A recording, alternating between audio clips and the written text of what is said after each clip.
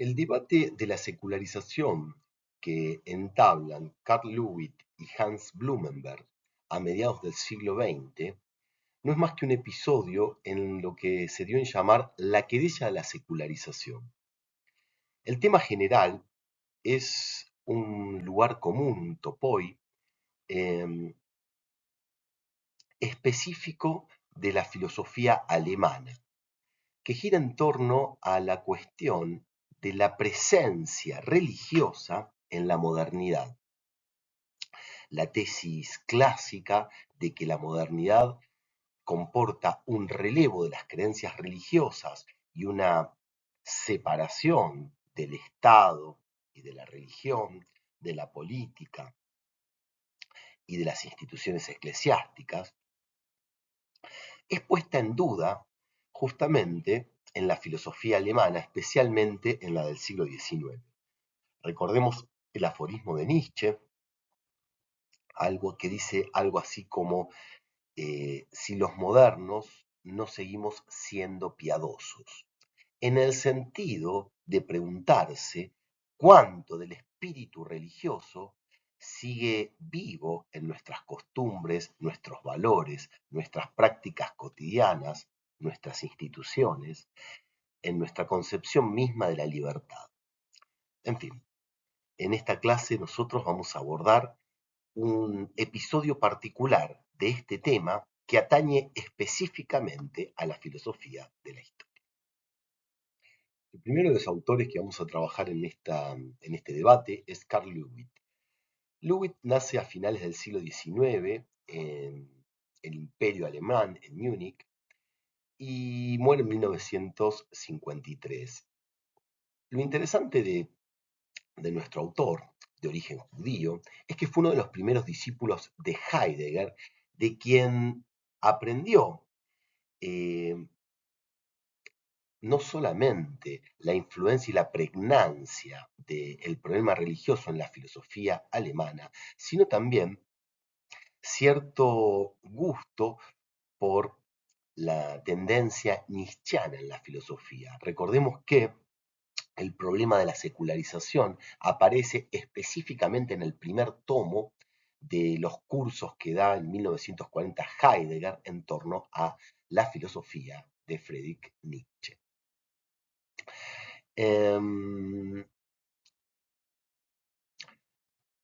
Lewitt se exilia en Japón, en donde termina su famoso libro de Hegel a Nietzsche, pero es en Estados Unidos donde escribe su más influyente libro, influyente tanto en la historia de las ideas como en la filosofía política. Nos referimos a Meaning History. Este libro, primero escrito en inglés y luego traducido al español, libro editado por primera vez en 1949, tiene un curioso episodio de presentación de un paper en el primer Congreso de Filosofía que se hiciera en la República Argentina, en la provincia de San Juan. Allí, Lewitt presenta los adelantos de este estudio que giran en torno a una crítica radical a la filosofía de la historia como heredera de la religión, de los problemas, de un problema específico de la religión, y en sordina critica las pretensiones de la modernidad y de los modernos, específicamente de los ilustrados, de separarse de la tutela religiosa. La tesis de la secularización, según Lewitt, encuentra sus antecedentes más lejanos en Hegel y el problema de la persistencia de la religión en el mundo moderno, tal y como adelantamos en las filminas anteriores. Sin embargo, los antecedentes más recientes los encuentran en los planteos weberianos en torno a la presencia moral, al espíritu ético del protestantismo en el capitalismo, en la dimensión económica y social de la vida moderna. Bajo estas premisas, Lewitt va a sostener que las filosofías modernas de la historia son formas secularizadas de la historia de la salvación. Detengámonos por un instante en este concepto de historia de la salvación. Hay dos antecedentes que encuentra Lowitt y que conforman el horizonte escatológico de la historia de la salvación. El primero de ellos lo encontramos en el concepto de cosmos como una totalidad ordenada. La concepción griega de cosmos suponía que la naturaleza, es decir, el proceso de realización de todas las cosas, procedía según un logos. Este logos era eterno y en ese sentido era ahistórico. Es decir, el desarrollo del logos procedía según un orden circular, cíclico, en el que todas las cosas surgían, se desarrollaban y morían según una organización, un logos, pero no según un despliegue, es decir, un desarrollo temporal, un despliegue cronológico. Este concepto de cosmos, a su vez, tiene un papel importante en la concepción judeo-cristiana de la expectativa de futuro. La escatología propiamente dicha plantea un horizonte de realización hacia el cual tiende el desarrollo de la totalidad del tiempo histórico. Presente, pasado y futuro encuentran un telos que consuman la totalidad de la historia. Entonces, podríamos pensar que el horizonte escatológico cristiano hace uso del concepto de telos como totalidad ordenada, y acá es importante quedarse con la idea de cosmos como totalidad con arreglo a un objetivo final, es decir, a un todo jerárquico ordenado, pero que se desarrolla en términos temporales según un ciclo circular. A esto le sumamos el despliegue temporal de esa totalidad de pasado, presente y futuro con un arreglo que ya no, con un arreglo a un objetivo final que ya no está dado en una totalidad jerárquica, sino en una consumación en un futuro más o menos distante. Esta expectativa de futuro distante, esta escatología, es decir, estas últimas cosas que sobrevendrán hacia el final de los tiempos, es específicamente lo que le da el tono distintivo a la historia de la salvación. Y es salvación aquí porque, además, la separación entre dos dimensiones, la terrenal y celeste, propia del cristianismo, hacen que este horizonte de consumación final sea nada menos ni nada más que un juicio en el que se salvarán los justos y piadosos y los corrompidos e impíos verán su castigo, obtendrán su castigo. ¿Mm? La tesis, entonces, sostiene que las filosofías de la historia, en la medida en que proponen un progreso indefinido de la humanidad o la consumación de la idea de la libertad en un Estado o en un orden jurídico institucional, o la realización de la razón en la historia a partir de la distribución equitativa de los recursos y en ese sentido la maximización de las posibilidades de libertad para todos los sujetos históricos, por ejemplo en el caso del marxismo. Todos estos conceptos que son divergentes entre sí reúnen, sin embargo, la idea de una esperanza escatológica, justamente una salvación, una justificación al sufrimiento en el mundo en pos de la esperanza de una salvación en el futuro. Uno de los conceptos principales que ataca Lowitt es la noción de progreso. Para Lowitt, providencia y progreso son dos nociones idénticas, equivalentes. Por supuesto, la noción de providencia, de cuño teológico cristiano, designa la influencia divina sobre el curso de acciones individual y colectivos que guían el derrotero humano en la Tierra. En este sentido, la noción de providencia responde a la pregunta por el sentido de todo esto. ¿Qué es todo esto? ¿A dónde se dirige la vida? ¿A dónde nos dirigimos? La noción de progreso tiene algunos antecedentes en el estoicismo que no atiende debidamente la tematización de Lowitt.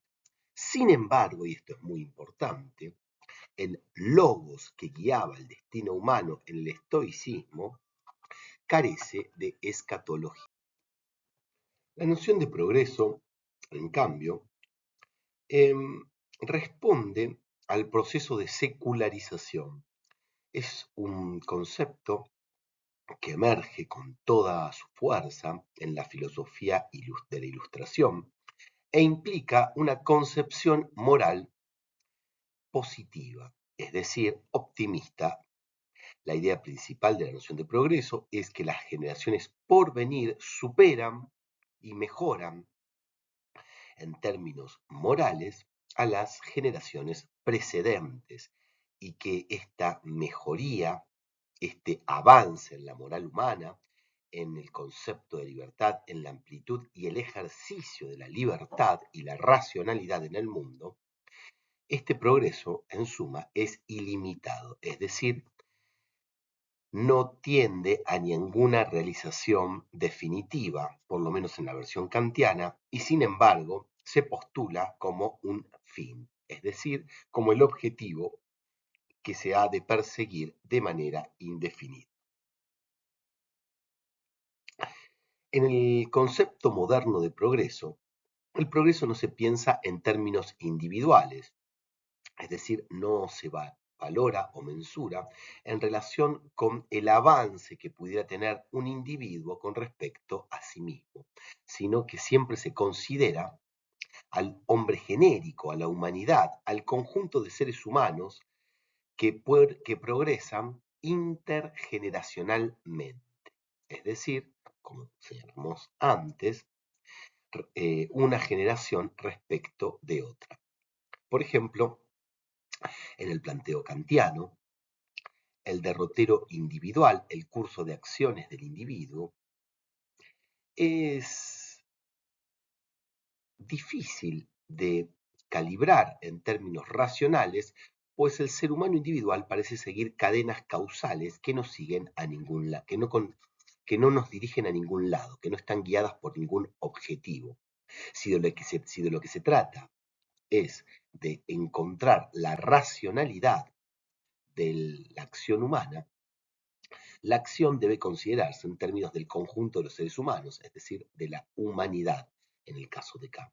La humanidad, en su conjunto, progresa respecto de sus antecesores, no el hombre individual. ¿Por qué? Porque la humanidad puede ser considerada como el conjunto de los hombres que se dan a sí mismos determinadas leyes que maximizan el grado de libertad alcanzado.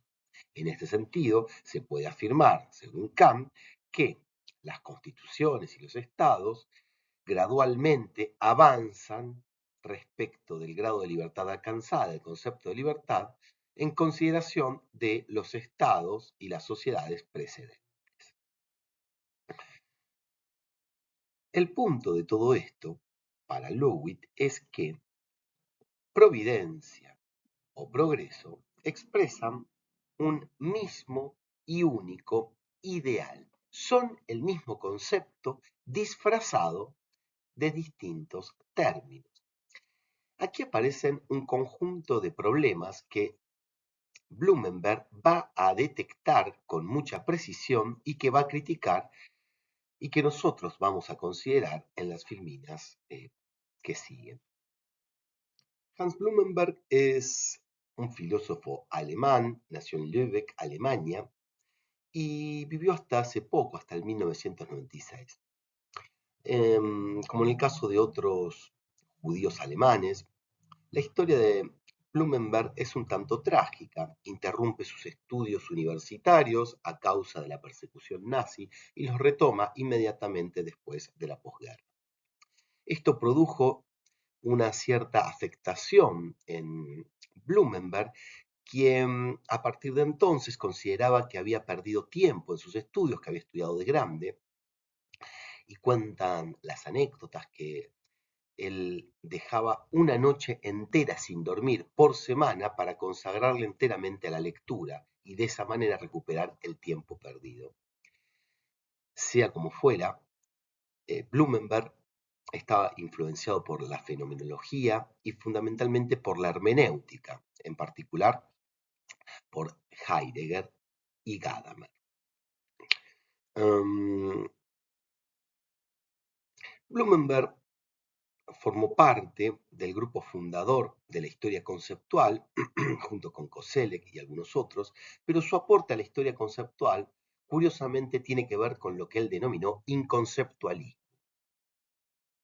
En este sentido, el inconceptualismo se inspira en sus aportes metodológicos que aparecen en la metaforología, su texto que además fue su tesis de habilitación, y que consideran que los problemas, los planteos problemáticos de cada época en la filosofía y en la cultura en general enraizan en un conjunto de metáforas, de figuras, que son invisibles, pero que son el suelo, el episteme, dentro de la cual o sobre la cual se hacen posibles los planteos. Así, por ejemplo, considera la metáfora de la luz como aquella que anida en la mayor parte de las concepciones de la verdad,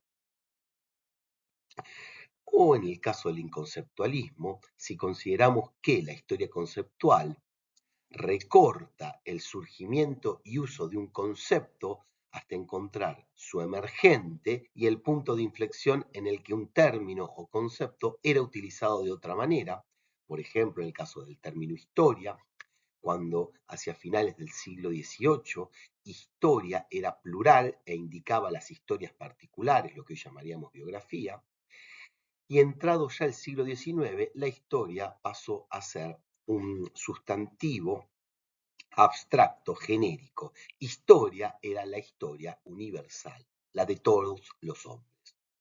Este cambio semántico es acompañado de un cambio conceptual, es decir, de un cambio en nuestra concepción de lo que la historia sea.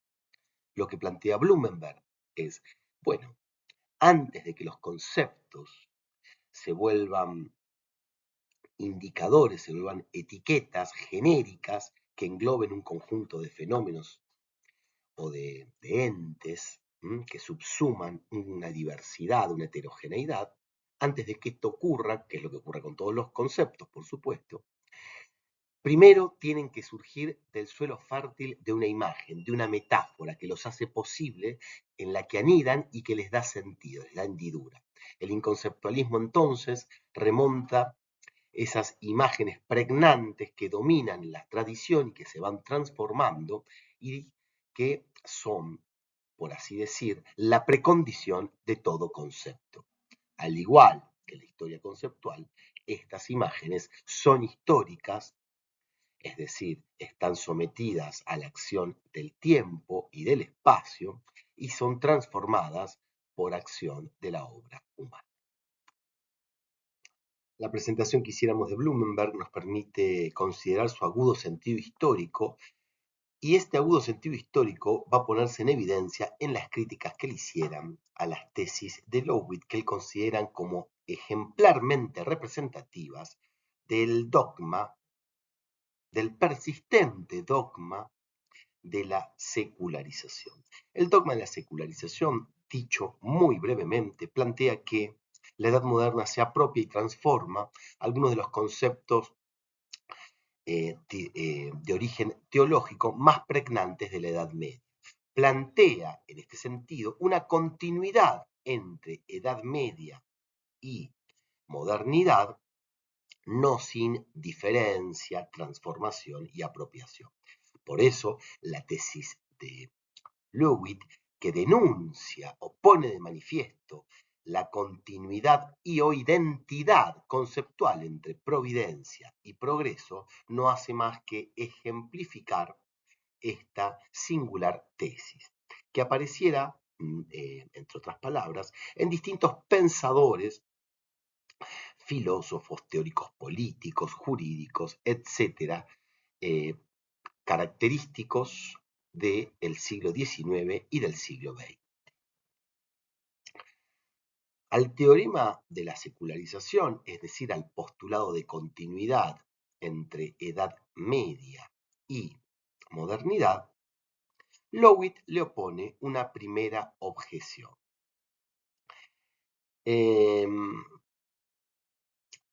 Que básicamente objeta la idea de que hay una identidad de sustancia entre providencia y progreso. Detengámonos un segundo en el concepto de sustancia, es decir, aquello que es idéntico a sí mismo y que permanece o que supone sin cambiar todos los cambios o accidentes. Para decir que es el mismo concepto, el de providencia y el de progreso, necesariamente tenemos que suponer que hay algún tipo de sustancia o identidad permanente entre ambas nociones. Y si presuponemos esto, desde el punto de vista lógico, tenemos que considerar que ese elemento que subsiste al cambio es ahistórico, es decir, se encuentra fuera de los efectos del tiempo y del espacio. Esto es importante porque un análisis histórico de la génesis histórica del concepto, como el que pretende hacer Löwit, no puede soportar una crítica que apunte justamente a un elemento metodológico que se escapa a la historia, es decir, la tesis fundante de la identidad entre dos conceptos que hay que probar cómo es que se mantienen idénticos a sí mismos a lo largo de la historia. Este es el primer punto de la objeción de Blumenberg. La identidad entre providencia y progreso debe ser probada, no presupuesta. Esto se llama, en términos técnicos, invertir la carga de la prueba. Se da por probada la identidad y se procede a un análisis, en el texto de Löwit, Meaning and History, in History, se procede a un análisis de los distintos filósofos para mostrar cómo esta identidad de providencia y de progreso funciona en cada uno de ellos, desde San Agustín hasta Burckhardt. Sin embargo, lo que plantea Blumenberg, razonablemente entiendo yo, es que antes de pasar al análisis de cómo esto funciona, usted debe probar, señor Löwit, cuál es y de qué manera se conserva, cuál es la identidad conservada y de qué manera se conserva, antes de proceder a ningún análisis. Usted debe probar lo que dice su tesis y no presuponerla en el análisis. En segundo lugar, y esto es lo que hemos señalado antes, la presuposición de identidad entre ambas nociones tiene una objeción metodológica, pues se trata de un procedimiento que escapa al procedimiento histórico, es decir, presupone un elemento en la historia que no es histórico. El razonamiento general de Blumenberg es el siguiente: que cronológicamente hablando, sea razonable presuponer que muchas de las formas civiles, jurídicas, sociales, etcétera, que emergen en la modernidad proceden, en términos cronológicos, de la Edad Media, pues la Edad Media precede a la historia. Que esto sea razonable suponerlo, no explica en modo alguno la procedencia de nociones capitales de la modernidad de esta misma Edad Media. Que haya, en otras palabras, una continuidad serial entre Edad Media y modernidad, es decir, que la sucesión de eventos se puedan organizar de esa manera, no implica en modo alguno que procedan sin cambio o con muy pocos cambios muchos de los conceptos utilizados en la modernidad de esta misma Edad Media. La continuidad, en otras palabras, es algo que debe ser probado por la tesis de la secularización. Bueno, la segunda crítica que va a elevar Blumenberg en contra del dogma de la secularización es la conexión genética entre ambos fenómenos, es decir, entre historia de la salvación y progreso. Recordemos que historia de la salvación es el desarrollo, la presencia divina en la historia en conformidad a un fin que no es otra cosa que el juicio final o algún tipo de equilibrio en el que se consuma la historia, y en el caso del cristianismo, la historia terrenal y la historia del cielo se unen. Esta idea entonces de un futuro, de la expectativa de un futuro mejor, en líneas generales, el elemento que coordina providencia y progreso, no parece ser transparente. Es decir, lo que hay que explicar es cuál es la naturaleza de la conexión misma, y por qué la noción de progreso que Löwit postula como la heredera de la sustancia, de la identidad de la noción de providencia, tiene estas características de ser universal, es decir, de abarcar a todos los hombres sin excepción, y de corresponderse específicamente al ámbito de la moral, al ámbito ético-político, costumbres, orden jurídico, etc. En este sentido, Blumenberg eleva dos objeciones serias. La primera de ellas es que el progreso en la modernidad aparece como un fenómeno discreto, singular, es decir, circunscripto a espacios muy definidos, a dominios definidos. En principio, el progreso en las artes, la famosa querella entre los antiguos y los modernos, es decir, si el arte moderno es superador del arte antiguo, justamente presupone, por la naturaleza de la pregunta y de la querella, la idea de mejoría, de superación. Entonces, primero tenemos un antecedente de la noción de progreso en un ámbito definido, el arte, en la querella entre los antiguos y los modernos.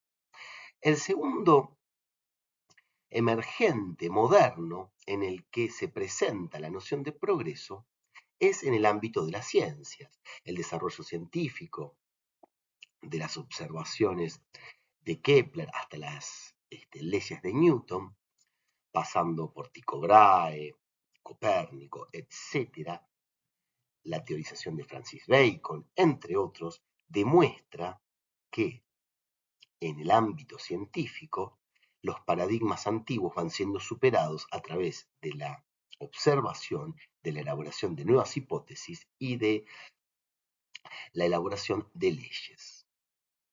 Ahora bien, que aparezca dispersa la noción de progreso circunscripta a ámbitos definidos, en ningún modo habilita a su generalización a todo el ámbito del progreso humano. Lo que se debe probar entonces es justamente cómo llega esta noción discreta a generalizarse.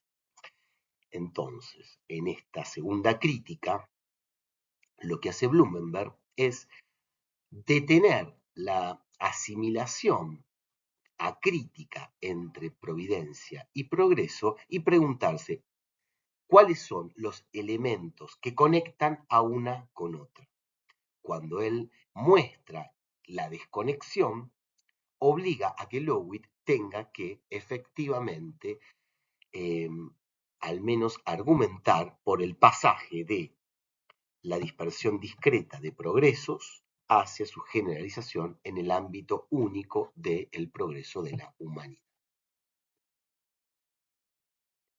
Bueno, finalmente, la tercera crítica al dogma de la secularización es lo que Blumenberg denomina una crítica formal.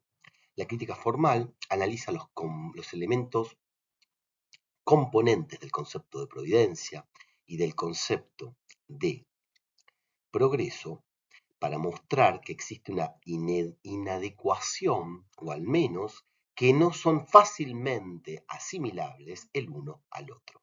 El primer elemento que salta a la vista es que la noción de providencia es una noción trascendente, es decir, es un elemento externo, heterogéneo a la historia, que se introduce a la historia para determinarla.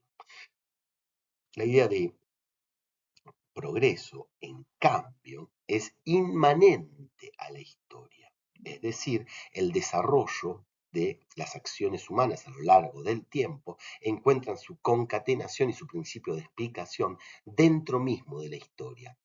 Es, en ese sentido, homogéneo con la historia. Esto que parece una mera observación formal en el análisis de los elementos componentes de los conceptos de providencia y de progreso, en realidad es importante si tenemos en cuenta que lo que dilata es el agente que se encuentra tras el desarrollo de la historia. En el caso de la providencia, es Dios el agente y fundamento del destino humano. En el caso del progreso, es el mismísimo ser humano el que se da a sí mismo la historia. Deberíamos recordar en este punto que ese es uno de los elementos, un artículo de fe, podríamos decir, de la ilustración y de toda la modernidad.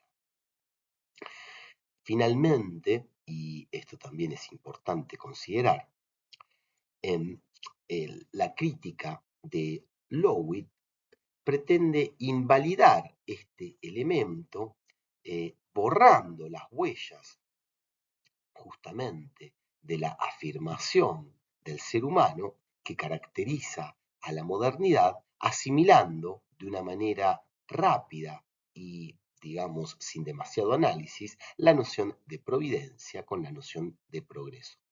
En lo que sigue vamos a considerar algunas de las críticas que abren el camino a una propuesta general para considerar la modernidad, que es la que sostiene el mismísimo Bloom. Llegamos así a la propuesta de Blumenberg, que es, digamos, la secularización mediante la escatología. Es decir, la secularización no es de la escatología como si fuera una cosa, una sustancia, algo que se puede heredar o manipular y pasar de un tiempo a otro, sino que es de una manera más sutil y más histórica, a través del uso, del desarrollo y de la reapropiación de la mismísima escatología, ya no como concepto, sino como praxis. ¿Qué quiere decir esto?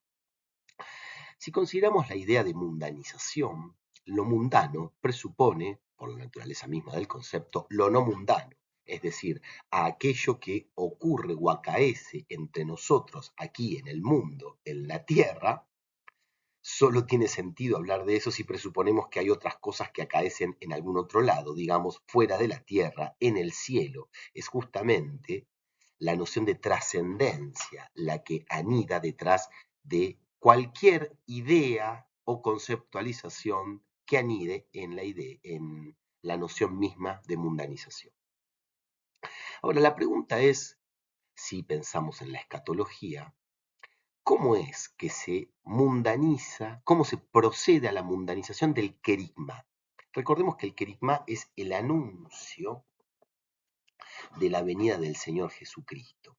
Querigma es lo que predica Jesús, justamente, con el advenimiento del final de los tiempos, y él mismo se presenta como el Mesías. Ahora bien, si consideramos el concepto de querigma, que es lo que presuntamente, según la tesis de Löwit, se seculariza, este concepto es por su propia naturaleza trascendente.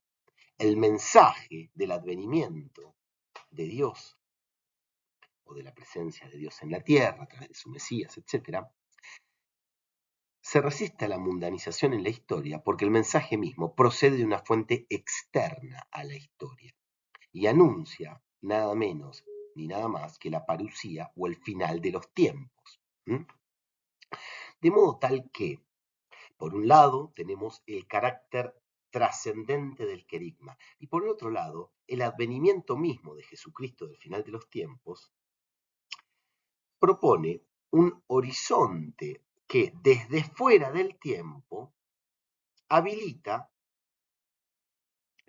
la expectativa de algo que va a ocurrir dentro de la historia. Digamos, el final de los tiempos dentro de la historia procede de una instancia extrahistórica, parahistórica, fuera de la historia y por supuesto también fuera del tiempo.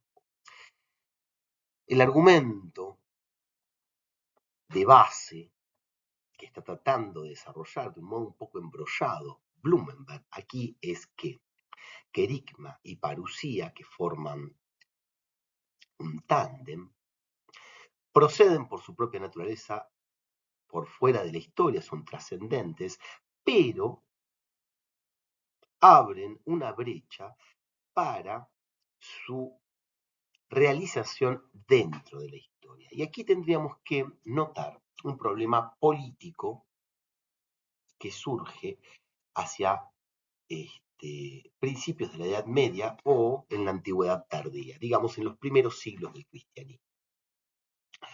Los estoicos, como mencionamos en una filmina anterior, tenían ellos mismos una noción de providencia. El logos aseguraba el lugar que cada uno de nosotros tenía en el orden del mundo, en el cosmos.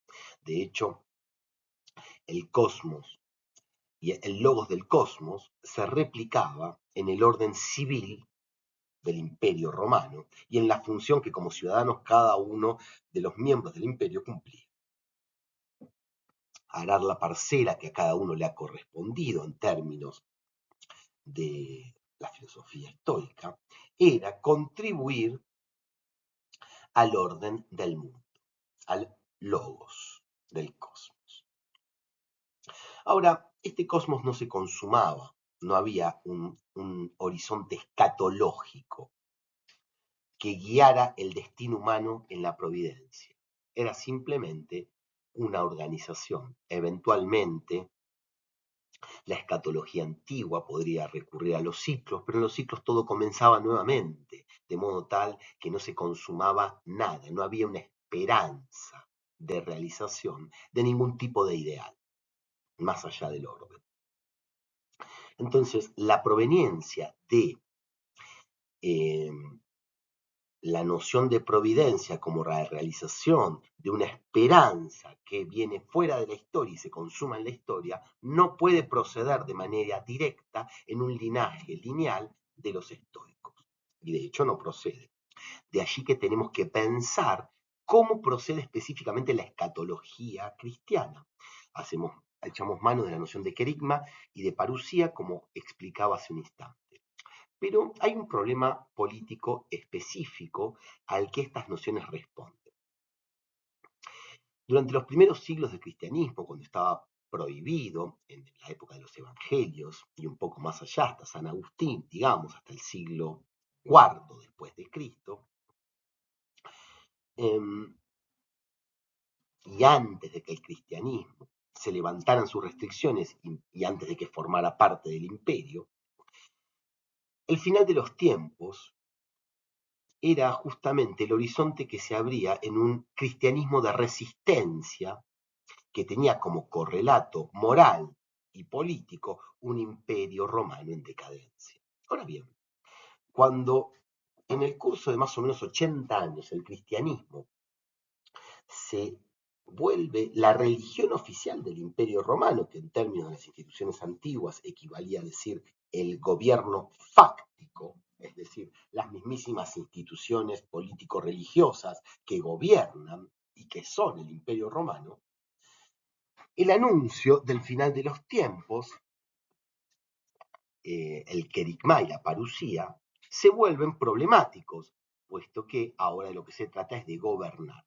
En ese momento se crea la escisión entre un orden terrenal, en el que efectivamente el advenimiento está cerca y las cosas se administran bajo cierta lógica de gobierno, y el orden celestial, la ciudad de Dios, en la que, de la cual procede este anuncio del juicio final, pero que corre en paralelo, que se encuentra, digamos, expectante, expectante a su realización dentro de la historia.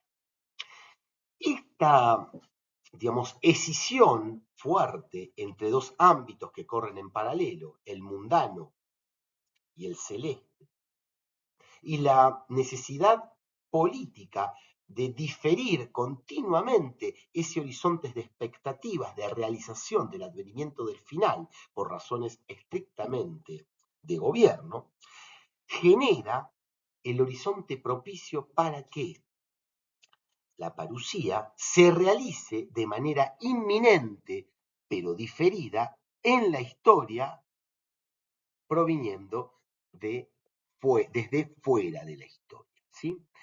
Abre la brecha para la idea de mundanización de la escatología. El segundo argumento difícil, que también va a estar contenido en este capítulo 4 de Blumenberg, tiene que ver con la noción misma de secularización considerada como mundanización de algo no mundano. Y Blumenberg, un poco la pregunta que se hace es exactamente de dónde procede la idea de una continuidad entre, una continuidad conceptual, por supuesto, entre el espíritu teológico de la escatología y su correlato en escatologías secularizadas.